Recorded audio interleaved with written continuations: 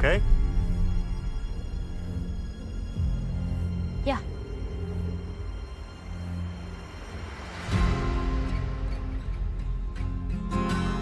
This is where we live. And what's that? The fence. What's inside? People. What's outside?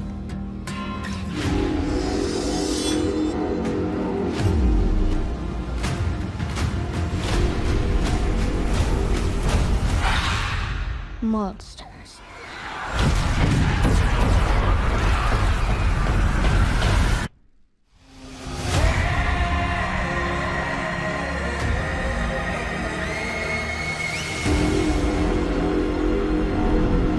By the time the sun comes up tomorrow,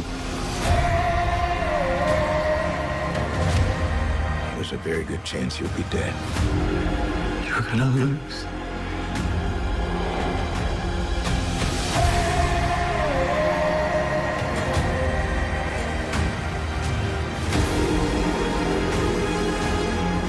Don't you know what he did?